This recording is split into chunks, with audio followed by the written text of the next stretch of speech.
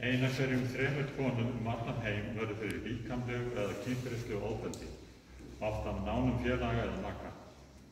Ofbeldi gegn konum og stúlkum mannréttindabrot og langvarandi líkamlegar og andlegar afleiðingar fyrir konur og stúlkur geta verið hrikalegar, þar á meðal dauði.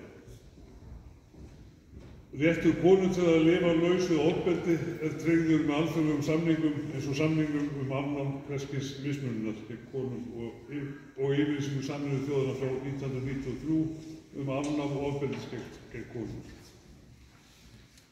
Ofbeldi hefur neikvæð áhrif á almenna líðan kvenna og kemur í veg fyrir að konur taki fullan þátt í samfélaginu.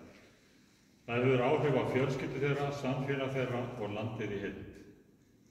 Afganskar konur og stúlkur eru lokaðar inni á heimilum sínum, útilokaðar frá vinnu, myrtar í kennslustofum. Þetta það sem blasir við afgönskum konum og stúlkum. Með ójöfnuði alls staðar það hvergi öruggar.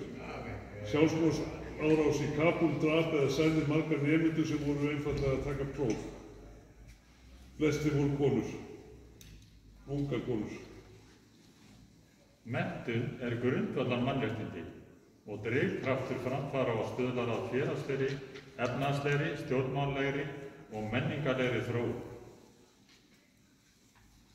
Undanfarna daga hafa átt sér stað mótmæli í 80 borgum í Íran vegna hörmulegsdauða Mahsa Amini sem var handtekinn af yfirvöldum í Teheran 13. september og lést þegar hún var í haldi 3 dögum síðar. Við stöndum með konum í Íran í réttmætum kröfum þeirra líkamlegt sjálfræði, þar með talið vali sínu og klæðnaði. Við styðjum þær einnig í að viðhalda grundvallar mannréttindum þeirra sem kveður á í sáttmála Sameinuðu þjóðanna. Stöndum vörð réttindi kvenna og stúlkna í öllum heimshlutum. Í Úkraínu og allan heim eykur áhrif stríðsins enn frekar á mismunun og eykur ógn við velferð kvenna og stúlkna. Kynbundið ofbeldi og fæðuóöryggi fer vaxandi.